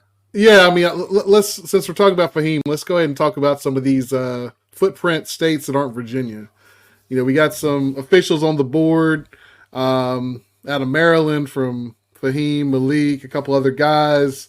A lot of guys out of North Carolina, like Shamarius Peterkin, Tayshawn Austin, Tennessee with Sam Haley, Carson Lawrence. Last couple cycles, Prize kind of hit those surrounding states pretty hard. And we've seen a lot of the states kind of thrown out there with a lot of the offers. Maryland and North Carolina really heavy this cycle with number of offers. What state do you think will bear the most fruit come signing day? Yeah, I definitely think it's going to be either North Carolina or Maryland. Ton of guys there for now that have set up official visits. I think there'll be even more as they continue to kind of evaluate talent there. This first crop and a lot of the guys that we're seeing taking these official visits are really the guys that are narrowing in on their recruitment, guys that are cutting down their lists, trying to get to campuses this spring and this summer, and trying to make decisions before their senior year. There's going to be even more guys that go throughout the fall that Virginia Tech's going to want to, get later on in the cycle. Ton of talent in North Carolina right now. You mentioned some of the names. Peterkin is a huge one. He's teammates with Jadon Blair. They both set up official visits, both 4-star guys. Both really involved with UNC, but I think Virginia Tech has a good shot there. I think Blair also has a lot of interest from Notre Dame. And then you look at Malik Washington, very intriguing guy. I think he was just elevated to a 4-star prospect. Our guys at 24/7 just really love him, his blend of athleticism. He's really an amazing quarterback. It's kind of interesting with the situation right now. I know that Keldon Ryan is verbally committed, but Virginia Tech is open to taking 2 quarterbacks. And, they would love to get a guy like Malik Washington. He's 6'4", 210, really fast runner, really good arm, a bit unorthodox, but just an absolute gamer, and a guy that, they want to fit that mold of Kyron Drones too. So I think he's a guy that, they're really going to push for, try to get that second quarterback commit in the class. Fahim is there. I think he can start a movement with some of these other guys. Skylar Harvey's a very interesting guy. I think at the time of writing up a post-visit recap, he only had one Power 5 offer, and that was from Virginia Tech. And at the end of the interview I did with him, he just sent me his entire offer list. Like, legit was just, sending photos. And I was like, where did all this come from? Like, we heard you had one Power 5 offer, and all of a sudden you have 10. So he's a guy that really got a lot of interest. And, absolute huge human being at 6'7", I think over 300 pounds. So a lot of guys to like in Maryland and North Carolina. I think one of those two states will definitely take the cake for most outside of Virginia. That's a lot of good stuff right there. We like to hear all of that. I guess we'll switch a little bit. In the last cycle, JC beat the allegations, man. JC beat the allegations. Everybody said JC couldn't recruit. JC proved them wrong. He's out here doing his thing, just living his life like it's golden. He's bringing in some good talent. JC's a cool guy. Fontel is who he is. They both led the charge as far as recruiting goes. So besides those guys, I'll ask you, do you see another position coach that could probably get in that top 20 ACC recruiter this year?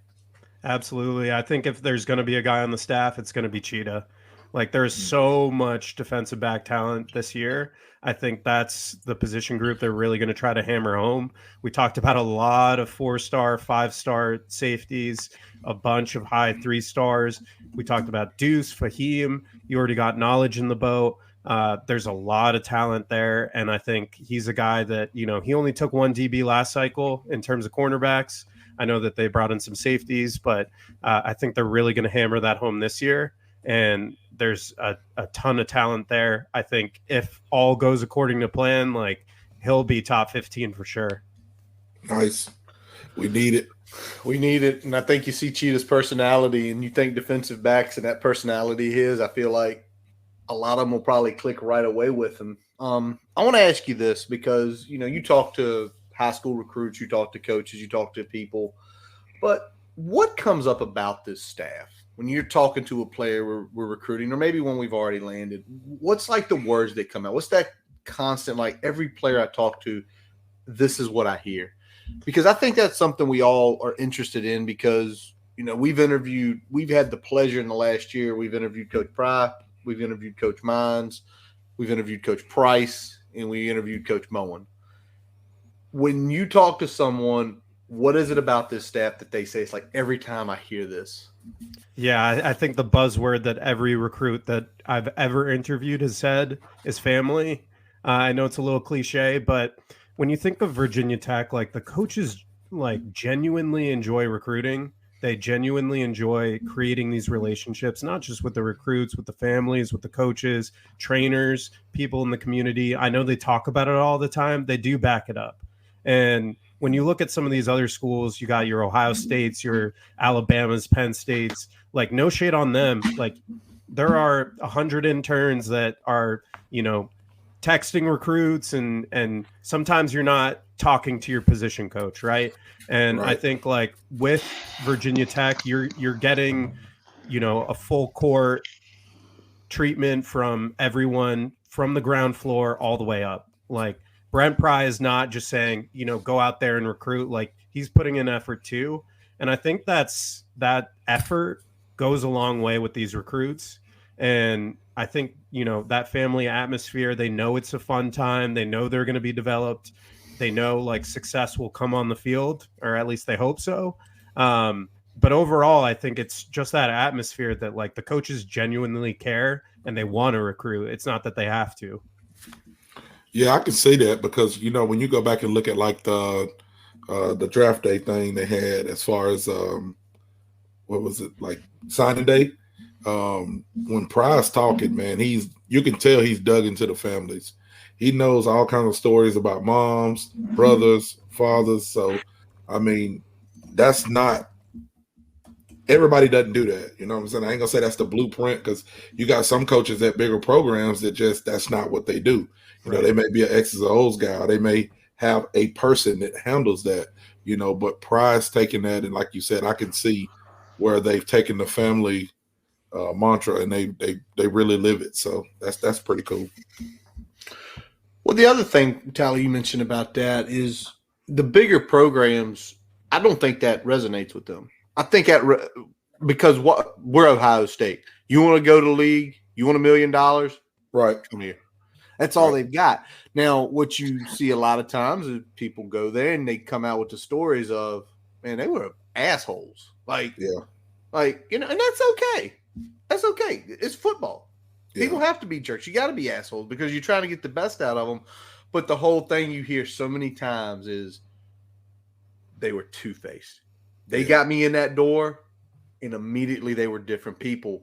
And it feels like, to me, and again, having Kevin Drones, shout out Kevin. I know Kevin is listening tonight, and having other people talking with is, these guys are like, they're going to be straight up with you.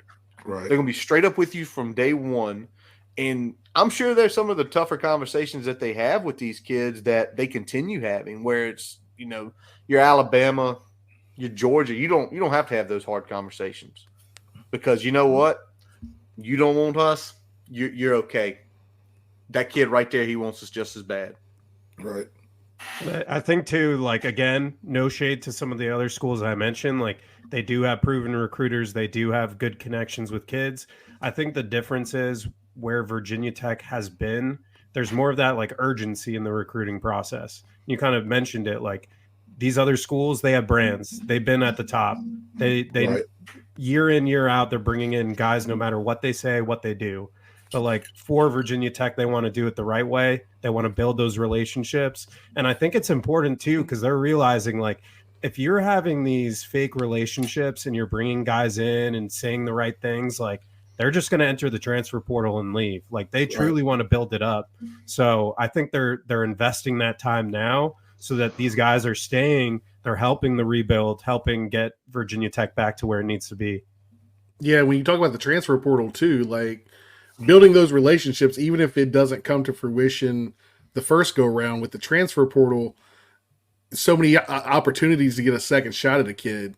And if you were building that relationship to begin with, when you look at a kid like Kelvin Gilliam, that's an opportunity that, you stick with it, you keep going, and then, it comes back around for you and you're able to maximize that. So that's really important. And I think the staff has done a good job about that. 100% APR too. That's exactly what I was going to say. I was going to say it comes down to, you know what I'm saying? It starts with ideal. You know what I'm saying? You're selling your business plan and you go and trying to get a loan from the bank. You got to make it look good so the bank gives you the loan. Well, now, put that in football perspective, probably came out and said, hey, this is what we want to do. This is how we're going to do it. Then you go get a kid like APR and he comes in and he produces. You know what I'm saying? You say, hey, I need you to come, you can come in. We seen what you did at Florida. He comes in Virginia Tech and he's a star. You know what I'm saying? And not only is he a star on the field, it's everybody, he's a legend in Virginia Tech fan eyes. You know what I'm saying? So you can use that story now to sell that to the next recruit on in the transfer. Look at Kyron Drones. He was a Texas kid that was at Baylor. We've heard his story, and then boom, we pull him to Virginia Tech to Blacksburg, and the kid is already being mentioned with, I don't want to put too much expectations on his back, but he's already been mentioned with the likes of Tyrod and Gerard Evans and Hendon Hooker. So I can't remember the Twitter account, but there was one out there that was dropping the stats for JT Daniels and Kyron Drones, and they were very eerily similar in a lot of those key factors. It's true. And so it's kind of crazy seeing that vision play out for that the coaches presented, because the coaches sold a vision when there wasn't production to back it up. And we finally got some production to back it up. Right. Now it's about taking that next step. But it's also, we've said it how many times, and I think we've said it with, I know you've been on here, Matej, the APR, he came in, he produced. They went and got all those receivers last year. You saw Ollie Jennings that first game blow up, and then he gets hurt. Jay Lane, Quan Felton, great years. Yeah. Every guy that stepped foot on the field out of the portal produced. So now they Shaw Tuden. I was going to say, can't forget Tuden. Yeah. Can't forget Tuden. But that whole piece is now, all right, a lot of these guys are going to be leaving. That portal is going to become easier because they're going to walk in. You see our system. You see production. Why aren't you going to come play here? And it's going to get to a point, in my opinion, that there's going to be big names at big schools that they're going to go flaunt, they're going to mess with, and they're going to say, You're going to ride the bench another year over there. You come here, look what we've done. Look what we've done. All right, Sheldon, I know you've got one more you want to talk with here as we wrap it up with Matej Sis tonight. Go ahead, sir.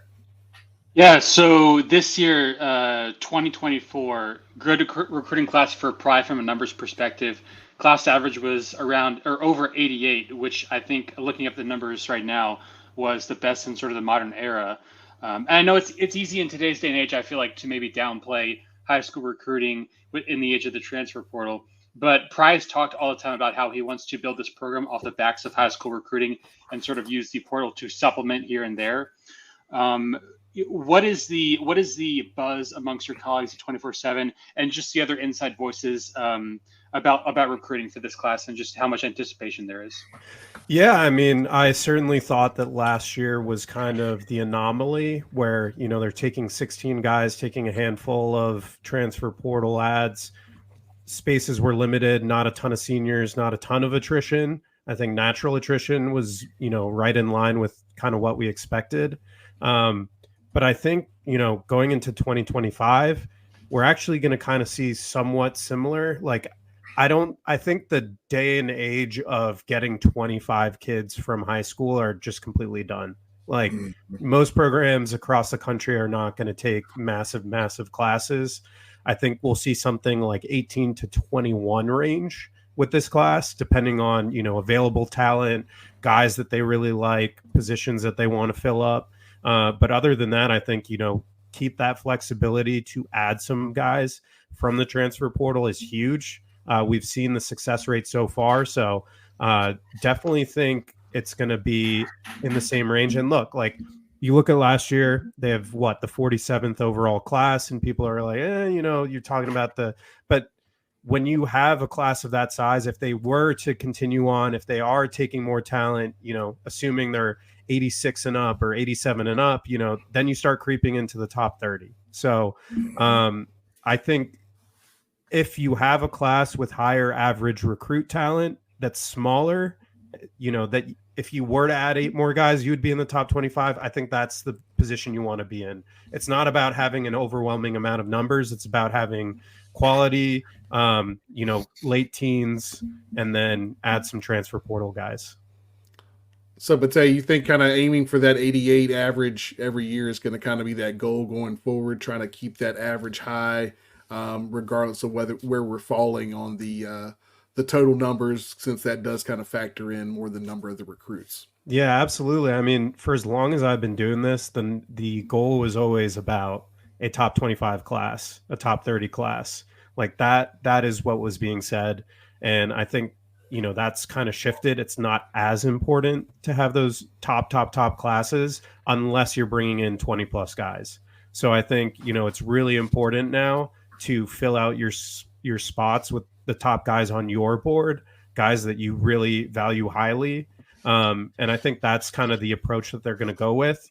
And of course, like, you'd love to have a top 25 class, like, who wouldn't? But yeah, at the end of the day, it's a numbers game. You want to make sure that you have enough room to if whatever happens that season, you need to plug and play some guy, like you need to have room for that.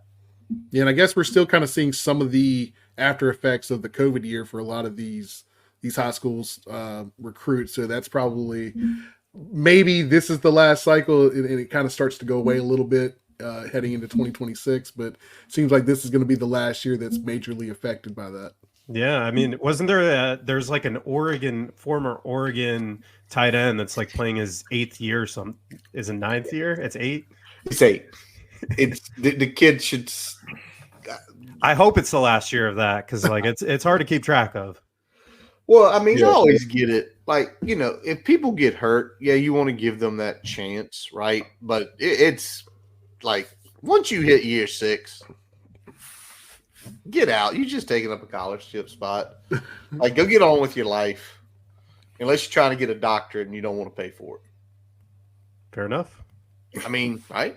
Well, I'm trying to get a doctorate and something crazy and get out of here and make some money, and I don't want to have any debt. So I get that. Brian, Shelton, Tally, y'all got anything else for Matej Sis tonight? I don't, man. It's been a wonderful time.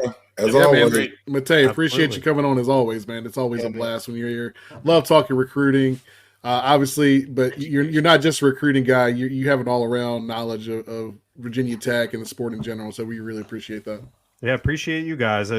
I think I'm getting up there with most recurring, maybe, hopefully. You are fighting Mike McDaniel right now for it. So if you want to sneak one on just to come shoot the shit with us one night, you can pass Mike. Oh yeah, right. I'll just come on for 5 minutes just to pass there you Mike. Go. Just say you can pass Mike. But man, 100%. no, Matej, the thing is we have you on, we'll look to summer to have you on again once we get in that hotbed of recruiting in July. But it's every time you come on here, you educate us on so many things. I mean, there's so many names now that we're thinking about and the direction of this class is going to go. But the other thing I'll say is this. You're a Virginia Tech alum. You love this program. Like, you love it. We know that. We know from having conversations with you, absolutely love this program. And it shows in your work. It shows in the passion and dedication. And, man, we really appreciate you sort of being our guy at 247 for the last 3 years. 3 years, yeah. 3 years? Yeah. It don't seem like 3 years, but it's 3 years, man. But again, it really is. Time flies, man. But we appreciate you always coming on. And tonight with Matej Sis, that wraps up this episode of the Boundary Corner podcast, brought to you by Main Street Pharmacy. Curtis Wilson, Brian Siegler, Jonathan Talley, Sheldon Moss. And with our guest, Matej Sis from 247. Check him out on 247 right now. Are y'all running any specials that you know of?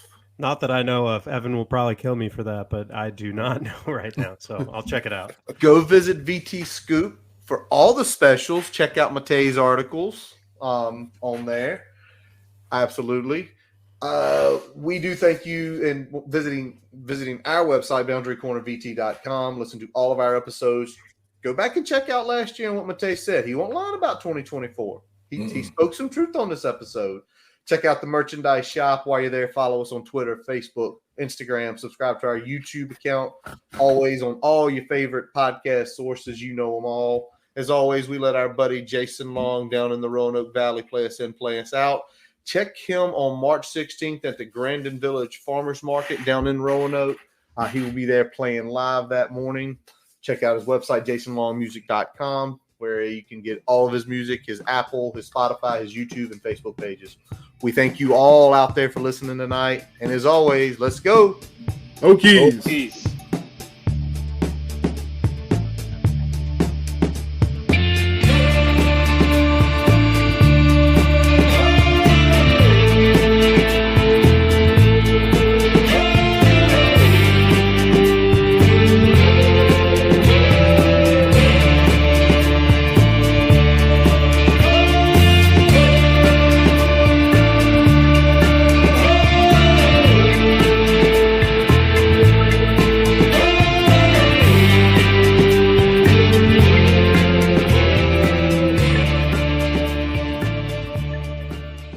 Popsicles, sprinklers, a cool breeze. Talk about refreshing. You know what else is refreshing this summer?